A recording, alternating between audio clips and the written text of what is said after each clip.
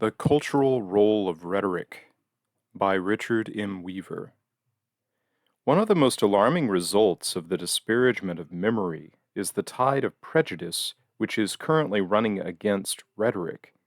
Everyone is aware that the old-style orator is no more, and even those speeches which suggest traditional oratory arouse skepticism and suspicion. The discourse that is favored today is without feeling and resonance, so that it is no exaggeration to say that eloquence itself has fallen into disfavor. Moments of great crisis do indeed encourage people to listen for a while to a Churchill or a MacArthur, and this is proof of the indispensability of rhetoric when men feel that great things are at stake. But today, when the danger is past, they lapse again into their dislike of the rhetorical mode, labeling all discourse which has discernible emotional appeal propaganda. Rhetoric is involved along with memory in this trend because rhetoric depends upon history. All questions that are susceptible to rhetorical treatment arise out of history, and it is to history that the rhetorician turns for his means of persuasion. Now, simultaneous with the loss of historical consciousness, there emerges a conviction that man should dispense with persuasive speech and limit himself to mere communication. Viewed in the long perspective, this must be considered a phase in the perennial issue between rhetoric and dialectic. But great danger lies in the fact that the present attitude represents a victory for a false conception of the role of dialectic in cultural life. States and societies cannot be secure unless there is, in their public expression, a partnership of dialectic and rhetoric. Dialectic is abstract reasoning upon the basis of propositions. Rhetoric is the relation of the terms of these to the existential world in which facts are regarded with sympathy and are treated with that kind of historical understanding and appreciation which lie outside the dialectical process. The current favor which rational and soulless discourse enjoys over rhetoric is a mask for the triumph of dialectic. This triumph is directly owing to the great prestige of modern science. Dialectic must be recognized as a counterpart in expression in language of the activity of science. We can affirm this, despite certain differences between them, because they are both rational and they are both neutral. The first point we need not labor. The second is important for this discussion because it is the quality of neutrality in science which has caused many moderns to suppose that it should be the model for linguistic discourse. We hear it regularly asserted that the investigations and conclusions of science are not made to serve ad hoc causes. It is usually granted that the scientist is indifferent to the potencies which he makes available. His work is finished when he can say, "Here are these potencies."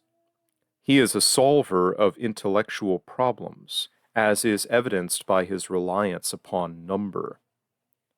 Now, in a fashion similar enough to make the resemblance consequential, the dialectician is neutral toward the bearing of his reasoning upon actuality.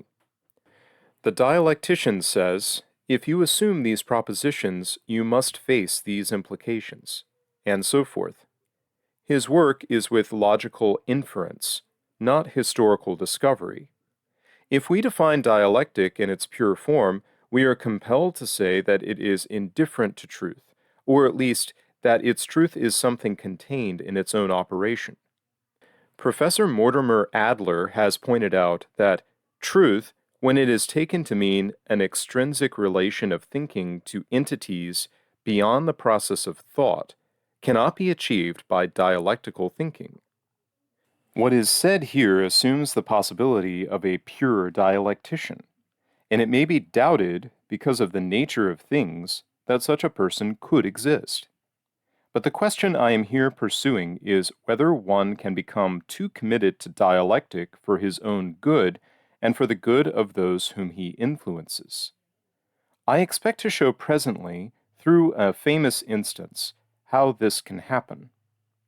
My thesis is that a too exclusive reliance upon dialectic is a mistake of the most serious consequence, because dialectic alone in the social realm is subversive. The widespread overturning of institutions in recent history, and the frustration man now feels over his inability to guide his destiny, begin at the most profound level with the disastrous notion that dialectic, unaided by rhetoric, is sufficient for human counsels. We have heard it contended by many leaders of opinion that if man will only avoid emotional approaches and will utilize science in coping with his problems, he will be able to conduct his affairs with a success hitherto unknown.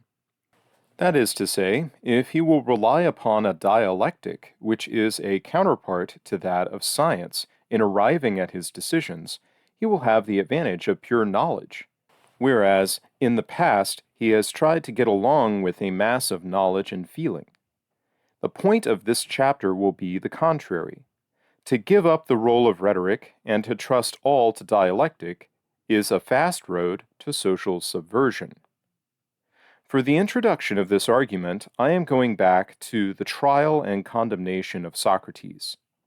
Certain features of this extraordinary incident will help to illuminate the difficult problem of the relation of dialectic to rhetoric and of both of these to practical policy.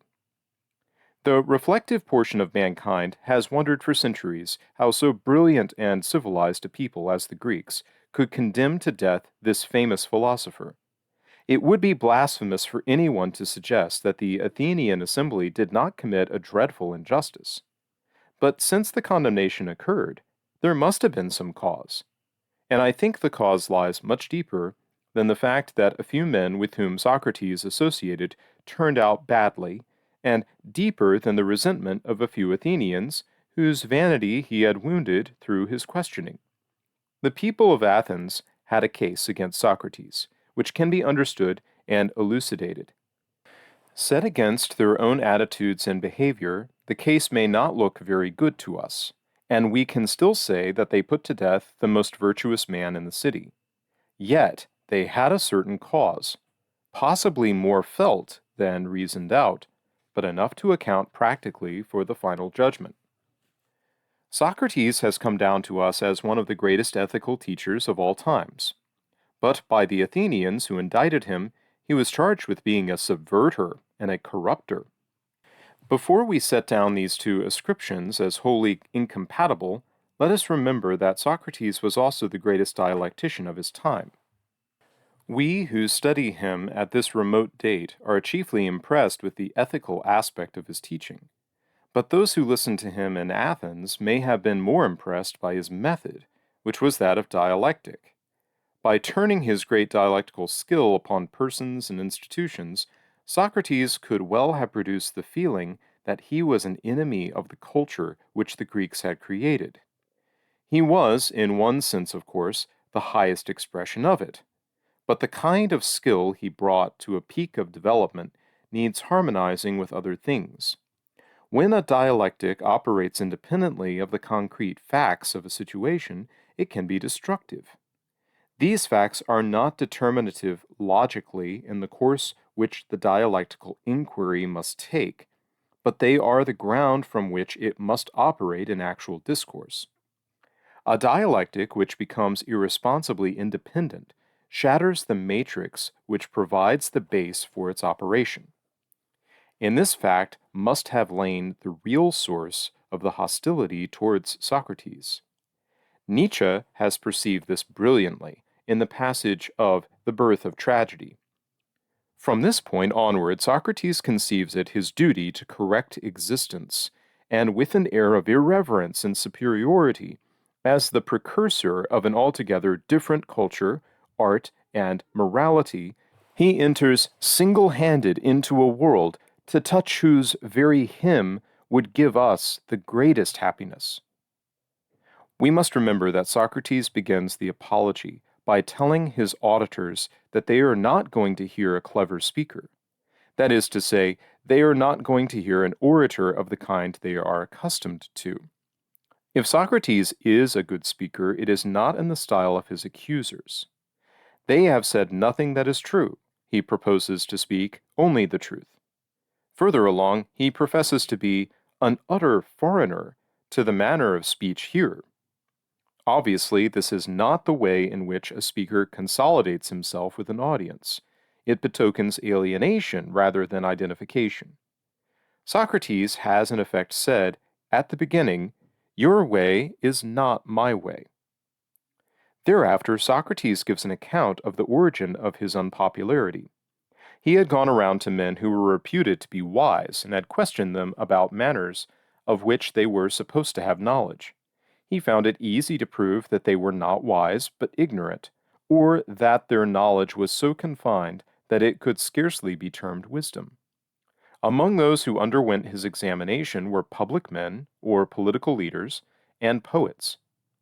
This story is too well known to the readers of the dialogues to need rehearsing in detail. Suffice it to say that Socrates gives a candid relation of how his dialectic had irritated important elements in the population.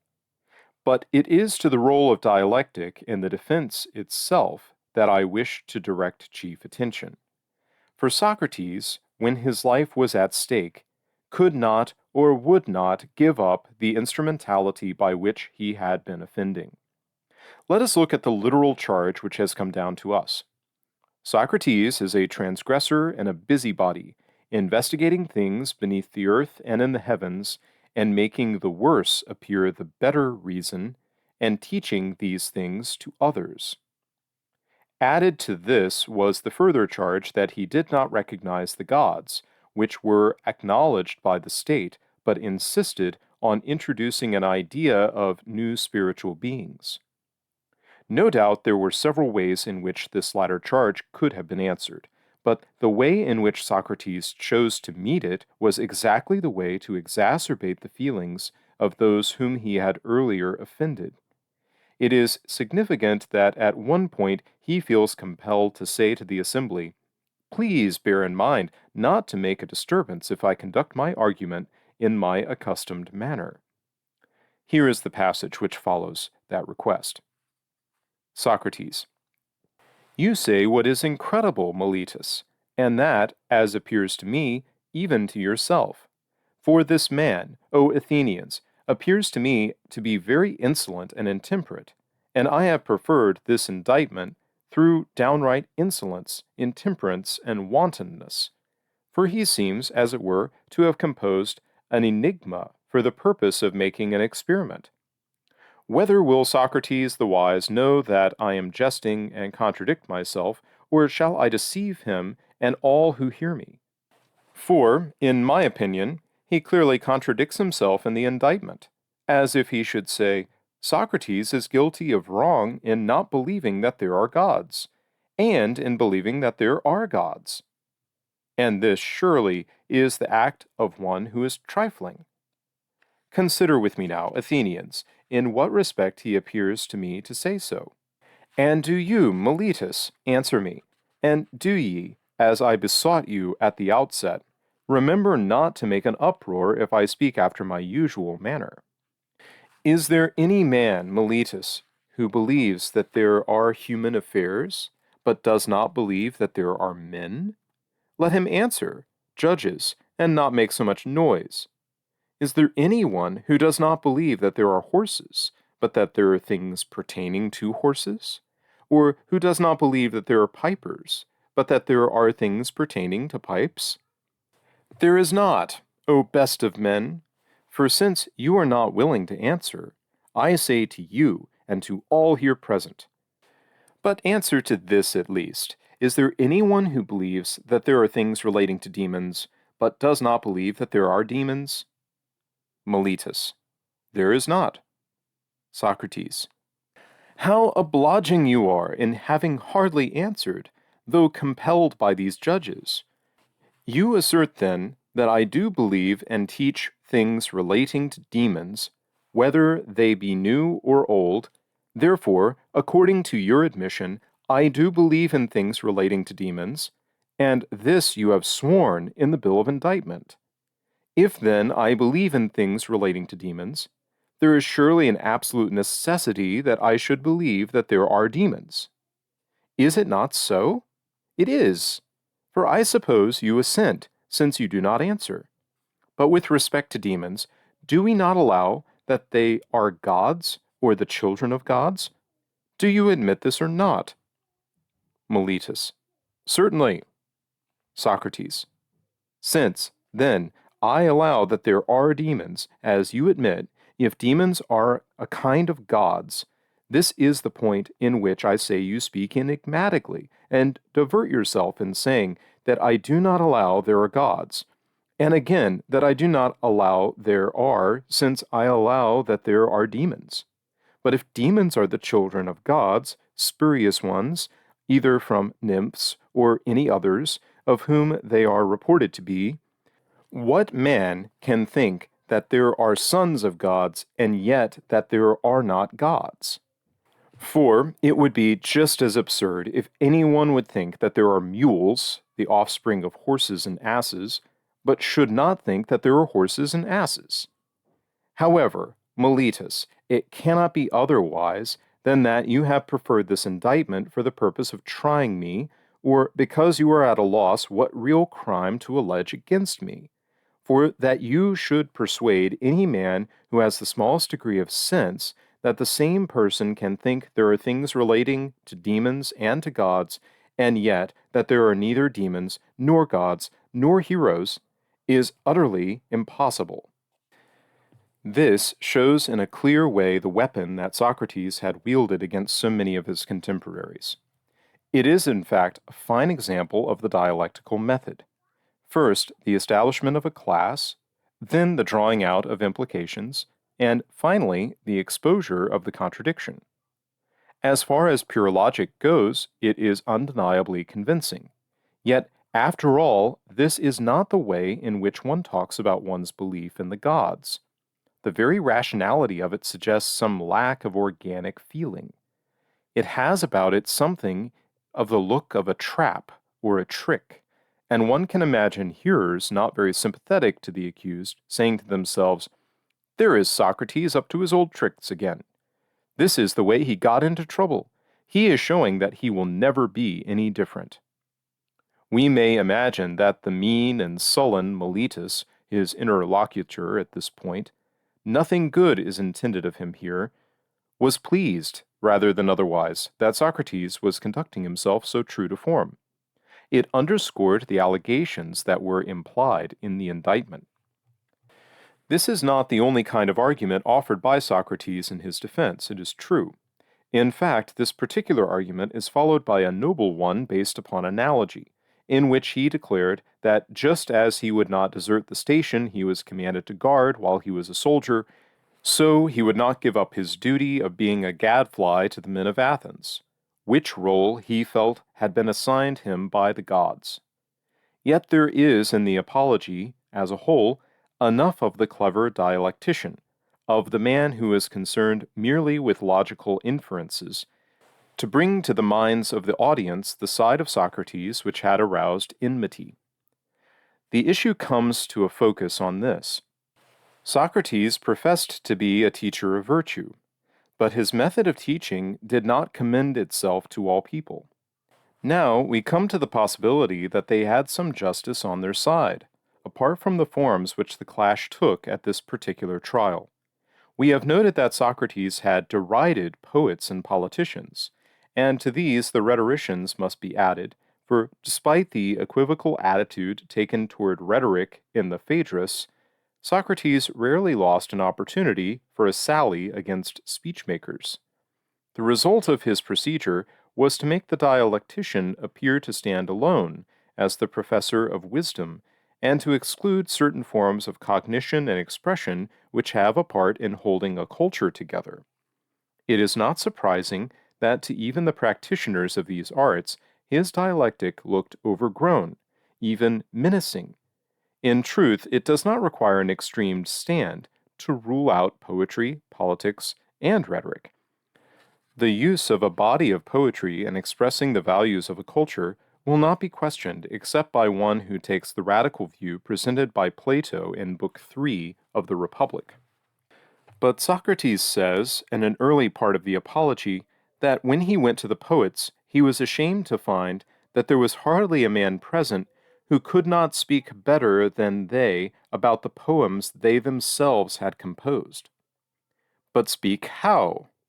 Poets are often lamentably poor dialecticians if you drag them away from their poetry and force them to use explicit discourse. However, if they are good poets, they show reasoning power enough for their poetry and contribute something to the mind of which dialectic is incapable: feeling and motion.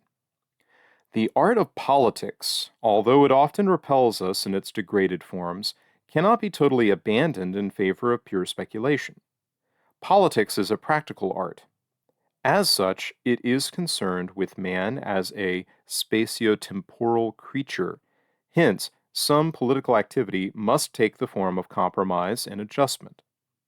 There is a certain relativism in it as a process, which fact is entailed by the conditio humana.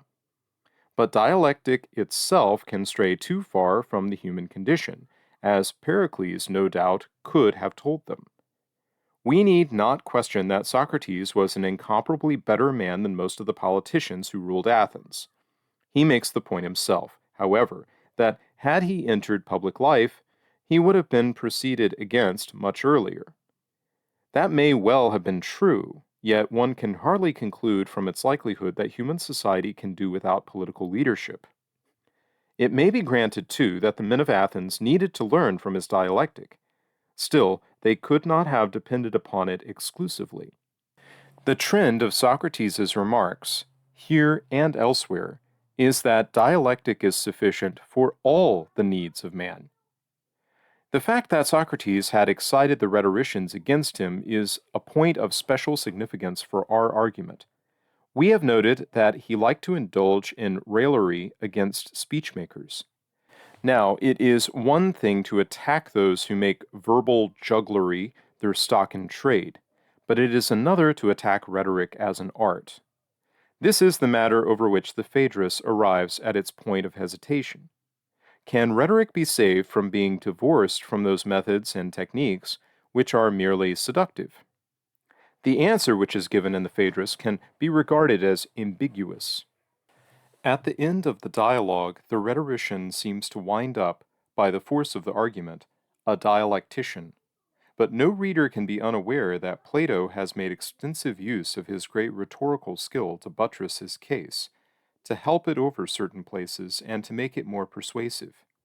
His instinct in practice told him that rhetoric must supply something that dialectic lacks. This calls for looking further at the nature of rhetoric. Rhetoric is designed to move men's feelings in the direction of a goal. As such, it is concerned not with abstract individuals, but with men in being. Moreover, these men in being it has to consider in relation to forces in being. Rhetoric begins with the assumptions that man is born into history. If he is to be moved, the arguments addressed to him must have historicity as well as logicality. To explain, when Aristotle opens his discussion of rhetoric in the celebrated treatise of that name, he asserts that it is a counterpart of dialectic. The two are distinguished by the fact that dialectic always tries to discover the real syllogism in the argument, whereas rhetoric tries to discover the real means of persuasion. From this emerges a difference of procedure, in which dialectic makes use of inductions and syllogisms, whereas rhetoric makes use of examples and enthymemes. In fact, Aristotle explicitly calls the use of example rhetorical induction, and he calls the enthymeme the rhetorical syllogism. This bears out our idea that rhetoric must be concerned with real or historical situations, although dialectic can attain its goal in a self-existing realm of discourse. Now, the example is something taken from life, and the force of the example comes from the fact that it is or was. It is the thing already possessed in experience, and so it is the property of everyone through the sharing of a common past. Through examples, the rhetorician appeals to matters that everybody has, in a sense, participated in. These are the possible, already made the actual, and the audience is expected to be moved by their historicity. The relation of rhetoric to things in being, appears even more closely in the rhetorical syllogism. The enthymeme, as students of logic learn, is a syllogism with one of the propositions missing. The reason the missing proposition is omitted is that it is presumed to exist already in the mind of the one to whom the argument is addressed. The rhetorician simply recognizes the wide acceptance of this proposition and assumes it as part of his argument. Propositions which can be assumed in this manner are settled beliefs, standing convictions, and attitudes of the people.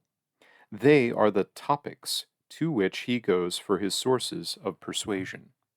Through employment of the enthymeme, the rhetorician enters into a solidarity with the audience by tacitly agreeing with one of its perceptions of reality. This step, of course, enables him to pass on to his conclusion. If the rhetorician should say, "The magistrate is an elected official and must therefore heed the will of the people," he would be assuming a major premise, which is that all elected officials must heed the will of the people. That unsupplied yet conceded proposition gives him a means by which he can obtain force for his argument. Therefore, quite as in the case of the example, he is resorting to something already acknowledged as actual. Aristotle continues his discussion of the two methods by pointing out that some persons cannot be reached by mere instruction. By the term instruction, he signifies something of the order of logical demonstration. Further, in dealing with certain persons, even if we possess the most accurate scientific knowledge, we should not find it easy to persuade them by such knowledge. For a scientific discourse is concerned with instruction. But in the case of such persons, instruction is impossible. Our proofs and arguments must rest on generally accepted principles. As we said in the topics, when speaking of converse with the multitude. This also puts dialectic in a separate, though adjunct, realm. The mere demonstration of logical connections is not enough to persuade the commonalty, who instead have to be approached through certain places or common perceptions of reality. It is these, as we have now seen, which rhetoric assumes in its enthymemes, taking the ordinary man's understanding of things and working from that to something that needs to be made evident and compulsive. As for dialectic, if the motive for it is bad, it becomes sophistry. If it is good, it becomes a scientific demonstration, which may lie behind the rhetorical argument, but which is not equivalent to it. In sum, dialectic is epistemological and logical. It is concerned with discriminating into categories and knowing definitions. While this has the indispensable function of promoting understanding in the realm of thought, by its very nature it does not tell man what he must do. It tells him how the terms and propositions which he uses are related. It permits him to use the name of a species as a term without ever attending to whether the species exists, and therefore is a force in being. That would be sufficient if the whole destiny of man were to know. But we are reminded that the end of living is activity and not mere cognition. Dialectic, though being rational and intellectual, simply does not heed the imperatives of living, which help give direction to the thought of the man of wisdom. The individual who makes his approach to life through dialectic alone does violence to life through his abstractive process. At the same time, he makes himself antisocial because his discriminations are apart from the organic feeling of the community for what goes on. By this analysis, the dialectician is only half a wise man, and hence something less than a philosopher king, inasmuch as he leaves out the urgent reality of the actual with which all rulers and judges know they have to deal. The conclusion of this is that a society cannot live without rhetoric. There are some things in which the group needs to believe, which cannot be demonstrated to everyone rationally. Their acceptance is pressed upon us by a kind of moral imperative arising from the group as a whole. To put them to the test of dialectic alone is to destroy the basis of belief in them and to weaken the cohesiveness of society. Such beliefs always come to us couched in rhetorical terms, which tell us what attitudes to take. The crucial defect of dialectic alone is that it ends in what might be called social agnosticism. The dialectician knows, but he knows in a vacuum, or he knows, but he is without knowledge of how to act. Unless he is sustained by faith at one end or the other, unless he embraced something before he began the dialectical process, or unless he embraces it afterward, he remains an unassailable social agnostic. Society does not know what to do with him because his very existence is a kind of satire or aspiration upon its necessity to act. Or it does not know what to do with him in a very crude and unpleasant form. It will put him away. Those who have to cope with passing reality feel that neutrality is a kind of desertion. In addition to understanding, they expect a rhetoric of action, and we must concede them some claim to this. In thus trying to isolate the pure dialectician, we have momentarily lost sight of Socrates. We recall, of course, that he did not in all of his acts evince this determination to separate himself from the life of his culture. He served the state loyally as a soldier, and he refused opportunity to escape after the state had condemned him. His reasoning, in some of its lines, supports the kind of identification with history that I am describing as that of the whole man. There is one telltale fact near the very end of his career which gives interesting if indirect confirmation that Socrates had his own doubts about the omnicompetence of dialectic. When Phaedo and his friends visited Socrates in the prison, they found him composing verses. A dream had told him to make music and work at it. Previously, he had supposed that philosophy was the highest kind of music, but now, near the time of his execution, being visited by the dream again, he obeyed literally by composing a hymn to the god whose festival had just been celebrated, and by turning some stories of Aesop into verse. Perhaps this was a way of acknowledging that a part of his nature, the poetical, rhetorical part, had been too neglected as a result of his devotion to dialectic and of making a kind of atonement at the end. Still, the indictment, too much of a dialectician, has not been quashed. The trial itself can be viewed as a supremely dramatic incident in a far longer and broader struggle between rationalism on the one hand and poetry and rhetoric and belief on the other.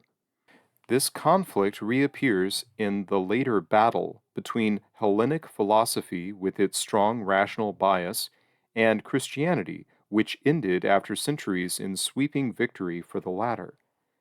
Christianity provided all that Greek dialectic left out. It spoke to the feelings, and what seems of paramount significance, it had its inception in an historical fact. The Christian always had the story of Jesus, with which to start his homilies. He could argue from a fact, or at least what was accepted as one, and this at once put him on grounds to persuade. We may recall here Aristotle's observations that in conversing with the multitude you do not aim at fresh scientific instruction. You rest your arguments upon generally accepted principles and beliefs, or, broadly speaking, on things received. Practically, the victory of Christianity over Hellenic rationalism bears out the soundness of this insight. The Christians have worked through the poetry of their great allegory and through appeal to many facts as having happened, for example, the lives of the saints. Dialectic has been present because it is never absent from rational discourse, but rhetoric and poetry were there to make up the winning combination. Hellenic rationalism waned before man's need for some kind of faith, and before a pessimism about human nature which seems to develop as history lengthens. We have emphasized that dialectic leads towards an agnosticism of action. Even Socrates was constantly saying, The one thing that I know is that I know nothing. The fiercely positive Hebrew and Christian faiths contain nothing of this. As for the darker side of man's nature, what can set this forth but a powerful rhetoric?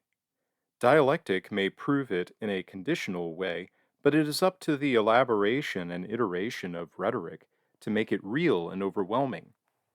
Dialectic alone leads to an unwarranted confidence, and this evidently is the reason that Nietzsche refers to Socrates as an optimist. If there is one thing which the great preachers of Christianity have inculcated, it is the proneness of man to fall. Without extensive use of the art of rhetoric, they would have been unable to accomplish this.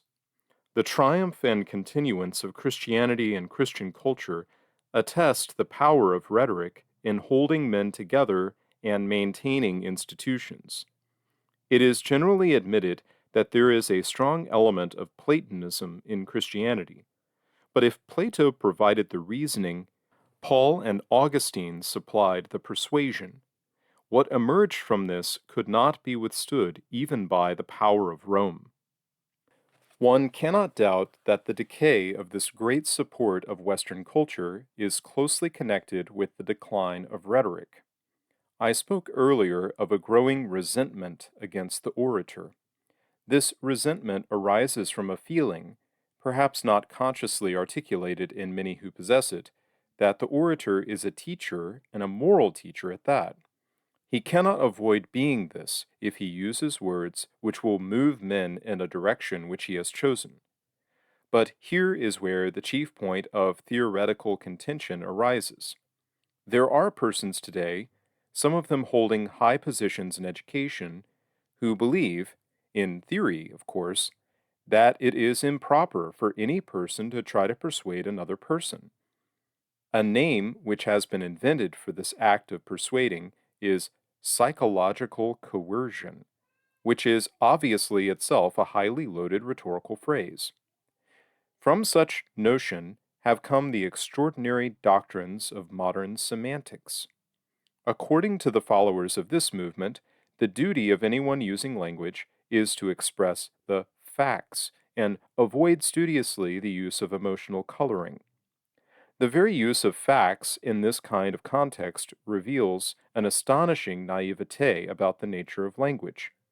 Yet there can be no doubt that this doctrine carries a great danger, and that it represents a new attempt of dialectic to discredit and displace rhetoric.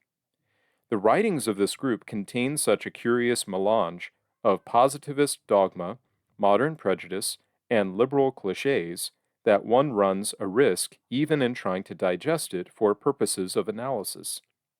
Nevertheless, there are reasons for believing that it is in essence a new threat to fractionate society by enthroning dialectic as the only legitimate language of discourse. The advocates of the semantic approach try to ascertain definitely the relationship between words and the things they stand for, with the object of making signification more scientific. The semanticists believe generally that traditional speech is filled with terms which stand for non existent things, empty ideas, and primitive beliefs, which get in the way of man's adaptation to environment. For them, the function of speech is communication, and communication should be about things that really are. One cannot read their literature very long without sensing the strong political motivation that inspires their position. A considerable part of their writing is a more or less open polemic against those features of speech which they regard as reflecting or upholding our traditional form of society. At a level below this, but for the same reason, they are anti metaphysical. Unless we can establish that the world we are talking about is the world that exists empirically, then, the semanticists feel, we had better not talk at all. They want a vocabulary that is purified of all terms that originate in the subjectivity of the user. Or, at least, they want to identify all such terms and place them in a quarantine ward. The attempt must be identified as a fresh eruption of pure dialectic because it is concerned primarily with defining. Just as Socrates tried to define justice or love by now widening, now narrowing the categories, so they try, in a supposedly scientific way, to make the term fit thing. The two are not engaged in exactly the same quest, and I shall come to their difference later, but they are both relying exclusively upon accurate verbal identification of something that is by them considered objective. As Socrates searched for the pure idea, so they search for the expression of the pure thing, or fact. Moreover, they regard this as having the same power of salvation as the archetypal idea. The quest of semantics cannot succeed, because the very theory of it is fallacious. The connection between a word and what it stands for cannot be determined in the way that they seem to believe. They operate on the assumption that there is some extra-linguistic way of deciding what a word should mean, some point outside language from which one can judge the appropriateness of any choice of words for expression. The effort to get around language and to apply extra-linguistic yardsticks is doomed to failure even in the cases of words symbolizing physical objects. A word stands for these things, but does not stand for them in the shape of the things. Language is a closed system into which there is only mode of entrance, and that is through meaning. And what a word means is going to be determined by the whole context of the vocabulary with all the intermodification that this involves. A word does not get in through its fidelity to an object, but through its capacity to render what that object means to us. But they do not even discriminate rightly the kinds of things for which words must stand. They assume that all words must stand for phenomena or things which are observable and classifiable by science. Indeed, this is their first principle. If a thing cannot be proved to exist scientifically, if it cannot be classified with phenomena, we are not supposed to bring it into expression at all, except in those relaxed moments when we are telling fairy stories and the like. Obviously, they are ignoring the immensely important role of the subjective in life. There are numberless ideas, images, feelings, and intuitions which cannot be described and classified in the way of scientific phenomena, but which have great effect upon our decisions. A rhetoric can take these into account, modify, direct, and use them because rhetoric deals in depth and tendency. A dialectic in the form of semantics cannot do this because it is interested only in defining words on the assumption that definitions are determined by the physical order. Just as the physical scientist discovers a law or a regularity in nature, so they endeavor to locate the source of terms in physical reality, and indeed, their prime concern is to decide whether a referent really exists. On first thought, this might seem to give them the kind of respect for the actual order that I have claimed for believers in history. But a distinction is necessary. History is not the simple data of the perceptive consciousness. It is the experience of man after this has been assimilated and worked upon by the Spirit. The appeal to history is an appeal to events made meaningful, and the meaning of events cannot be conveyed through the simple empirical references that semantic analysis put forward as an ideal. Hence, it is that the semanticist, too, is a neutralist who would say, here is the world expressed in language that has been freed from tendency and subjective coloration. What is to be done with this world is postponed until another meeting, as it were, or it is assigned to a different kind of activity. His great mistake is the failure to see that language is intended to be sermonic. Because of its nature and its intimacy with our feelings, it is always preaching. This type of agnostic will not listen to the sermon because he is unwilling to credit the existence of values. Yet, even after it has been decided that the referent does exist, there is nothing to do with the world except turn it over to others whose horizons are not bounded by logical positivism. This brings us to the necessity of concluding that the upholders of mere dialectic, whether they appear in this modern form or in another, are among the most subversive enemies of society and culture. They are attacking an ultimate source of cohesion in the interest of a doctrine which can issue only in nullity. It is of no service to man to impugn his feeling about the world qua feeling. Feeling is the source of that healthful tension between man and what is, both objectively and subjectively. If man could be brought to believe that all feelings about the world is wrong, there would be nothing for him but collapse. Socrates was saved from trivialization of their kind by his initial commitment to the beautiful and the good. He is also saved in our eyes by the marvelous rhetoric of Plato. These were not enough to save him personally in the great crisis of his life, but they give high seriousness to the quest which he represents. The modern exponents of dialectic have nothing like these to give respectability to their undertaking or persuasiveness to their cause. But both, in the long view, are the victims of supposing that definition and classification are sufficient as the ends of speech. In a summing up, we can see that dialectic, when not accompanied by a historical consciousness and responsibility, works to dissolve those opinions based partly on feeling, which hold a society together. It tends, therefore, to be essentially revolutionary and without commitment to practical realities. It is even contumacious toward the given, ignoring it or seeking to banish it in favor of a merely self consistent exposition of ideas. Rhetoric, on the other hand, tries to bring opinions into closer line with the truth which dialectic pursues. It is therefore cognizant of the facts of situations, and it is at least understanding of popular attitudes. There is a school of thinking, greatly influenced by the Socratic tradition, which holds that it is intellectually treasonable to take popular opinion into account. The side that one espouses in this issue will be determined by his attitude toward creation.